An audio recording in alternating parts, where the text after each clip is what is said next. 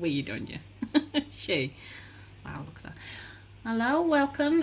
Today we're going to be talking a little bit about, no, that's perfect, a little bit about Dubia roaches and show you how we keep them. And as you can see, that's tell you a little bit about them. So this is a female. She's at prime size, as you can see. She's nice and shiny. She looks very healthy, and her abdomen's quite swollen. Might have some eggs. So we might have some eggs soon. Interesting fact about these Dubia roaches: they have actually got, they keep their eggs inside them, and when they're ready to come out, they come out live. Can you see that? Yeah, you've got that one. There we go. Have you got a male as well? We'll show you a male. The males are actually... Pop her in. Yeah, just pop her in there for a sec. So they'll grow to roughly about 45 centimetres. They'll get darker as they get older, and they'll get those beautiful dark lines. The males are very fast. Look at him. You see the wings? The wings on him. And He jumped away. Oh, is he? He's up. gone on your side. And he's We've got a runner. As you can tell, the mats are very fast. Where's he gone? He's gone under the furniture. I'll grab him. You got him? You carry Yeah, on. he's standing there. Where's he gone? By your leg. He's by my leg. I'll just... in the room. Got him. You got him. Oh, his antenna's gone a little bit. There you go. Yeah. So this is the male. You can actually see the wings. They're smaller than the female, as in the animal kingdom they usually are. Smaller than females. So this is the male. Have we got any... The babies are tiny. So we'll just pop him in there with his mate. Yeah, we got them all out of this Yeah. beforehand. Yeah, we've removed them all. We've cleaned it all out. This is just a swing cleaning it, isn't it? We use these. Oh, They can be quite yeah. messy. They are very messy. So I've heard that they can be quite difficult to get them to breed, because they need a dark place, and a lot of people will actually tell me that this isn't ideal. A glass, enclosure isn't ideal for Dubia breeding. It's small. But there's a baby. Look at that. How sweet is There's that? some smaller than that, but They are tiny. The millimeters. and that's a little Oh. little female. But they sit. What we've done is, as with everything, we try to experiment, don't we? Well, then quite fun to look at and watch feed. So Yeah. rather than them being in the dark and not being able to see them, at least, yeah, you could see them. The kids like watching them. Yeah, they're fantastic. I've got a few videos on my channel if you want to click on them, a couple of seconds, and they're just a feeding video, really. Okay, they seem to be breeding quite Yeah. well. They breed better in the dark, They but do. they're breeding enough for what we need them for. Yeah. So we breed them for feeding Beanie, bearded dragon, who's starting to brumate now. So she's sleeping more. But the ideal temperature, I've been told, to keep them and get them to stop breeding is between 24 and 35 Celsius. Now these are actually kept on top of Beanie's tank, and the heat from the heat lamp and the enclosure actually warms up their enclosure. So we've kind of looked Two out for on one. that. Yeah. So you don't have to get any fancy bulbs or anything like that, really. It's normally a little heat mat on the side. Yeah, heat mat on the side if you haven't got Ideally an on enclosure. a thermostat. Shoes, if it gets too hot, it'll... Yeah, and there's Turn them no chance of it setting light, really. They are notorious for doing so. So these roaches enjoy water. So some innkeepers will actually miss their enclosures, but if you keep them at a certain temperature, and you give them plenty of moist food. Yeah, So like lettuce, veg, and I give them oranges. we feed them mostly on the same as what we feed Beanie on. Yeah, But they do have a bit of orange for... occasionally, yeah. To keep the moisture levels up. Otherwise, you're going to end up with them eating each other. Yeah. We had that case a long time ago.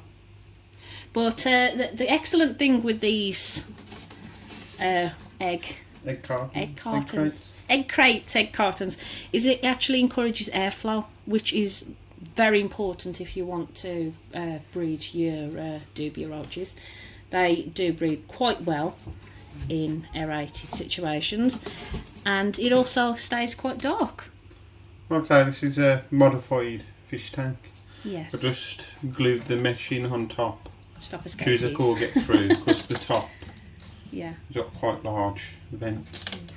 But it has got A small vent there. a vent which you can open to let the air flow. That's important. Just keep that airflow going, and one thing I must say as well, when you're feeding them, if you're feeding them on the same thing as your creatures are eating, like we've got mix here, just a mixed veg that we feed them on. No iceberg lettuce. You wouldn't feed your bearded dragon iceberg lettuce. It's not good for them. Don't feed the roaches. That's why if we do give them orange, I'll leave it week or two before feeding Beanie, because citrus isn't too good for her. Yeah. So what we're going to do is we've got a little pot here with a look at this lovely little entrance. So just pop that down in there. Are you gonna? No, I thought there was one on the bottom. They do get it. That's another thing they will get everywhere. So I'm going to just pop a few bits of veg in there, and one of my favourite things, a jelly pot, a bug jelly pot, which they absolutely love. Look at that, wobbly, wobbly, wobbly, wobbly. Not needed, but it's not needed, but it's just that I'll extra start little bit. shaking some in. Yeah, look at all those. As you can see, they get quite messy. They do get quite messy, and they do poo a lot. They do defecate quite a lot. Nice, lovely male. So with breeding, you don't want too many males per female. So in your enclosure, about this size colony, you're probably looking at about 3-4 males to. Oh, there's Gonna leave that there's there. another. Some of them will. Yeah, they'll just gravitate to the others. I love watching them eat through the cartons as well. I couldn't believe the success that we actually had. So yeah, they've eaten through there. Hello, cat. Come on, eat the leg, cat. I forget in every video. Yeah, she got in the last one. I had to cut it out. So they'll slowly gravitate Get them off, back. but like I say, yeah, they'll move to the back themselves. I keep bringing up this breeding thing, don't I? But if you're starting a colony, make sure that every few months or so you rejuvenate the colony with a fresh batch of Dubia roaches, because I've seen some videos that have mentioned A bit of new blood into the breed. a bit of new blood, yeah. It stops them interbreeding too many times, and you can see from the male's wings how the colony is actually doing. They'll start not looking so good, not like the ones we have at the moment, but the ideal look for your Dubia roach is like this beautiful one here. Look at that, lovely shiny. She's got beautiful. They hide in dark places. It's always recommended to give them a dark place. So this will give them a dark place. Okay, But it also gives you access to watch them as they feed. And I've actually come to this. nice Look big at female. she's ready. Look, she's probably got some eggs in there. I've come to it a couple of times, and I've used a certain light off my phone when I feed them, and they've started coming to the light, which is they're not supposed to do. They don't like the light. They're like a normal roach. I think they come because they expect food. Exactly, that's what I was wondering. Wow, look at that one. That one's like yellow. See that one? Yeah. Yellow. I did put up a recent video as well about one of the roaches molting. It was like an albino kind of colour. Wow. Oh my goodness, look at that. The female's got them like little... Yeah. 2 little things on the end. Oh, like just there. Yeah. Like little horn type things, aren't they? So they'll actually enjoy lots of types of tropical fruits. Did you know that? The experimental. Some people feed them on dog biscuits. Yeah, I've heard about that. We've never tried that way because obviously feeding it to a reptile. And we ain't got a dog. So. And we haven't got a dog. Yes. Well, cat biscuits might work. We don't need a dog. We've got plenty of babies, haven't we? Yes. I like this little bit at the end. We get to discuss. I mean, a lot of people might have clicked away by now. I do apologise. But I like the little discussion bit that we have at the end with each other. Well, like I say, we started this colony just over a year ago. And all I did was brought by, I think it was about 4 or 5 packs of pre-packed live food from the pet shop. Set them up, put them in, and a year later we've got a load. Quite a bustling. Just like I say, every few months I buy a pack and put a pack in. It's always best to really make 100% sure that you don't accidentally release the... Oh goodness me, look how tiny that one is. So these will gradually go down to the new... Oh, there we go. New egg cartons. We got anything else you want to mention, Andy? No. That's pretty much it, isn't it? It's the fun of picking them all out. Yeah. So what some people do is they have like a normal, you get the tubs with the clip-on lids. Yeah. They have that. They'll cut an hole in the top for the ventilation. But what I've seen some people do is they have 2. So they've got a clean one and one being used. Yeah. And then they set it all up ready and they just take them out of one, put them in the other and clean the other and it's ready for the next time. That's a good idea actually.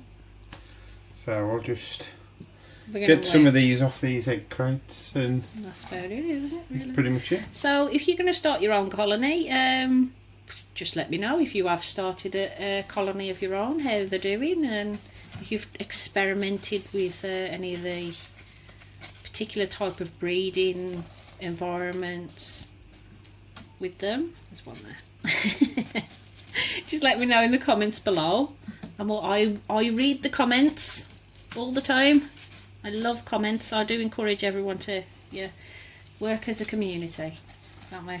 Yeah. There it goes. So thank you for watching from me, and thank you from Andy. The usual that you hear off everyone, yeah. Like, YouTubers. subscribe. Oh my goodness. There's more on there. Like, subscribe.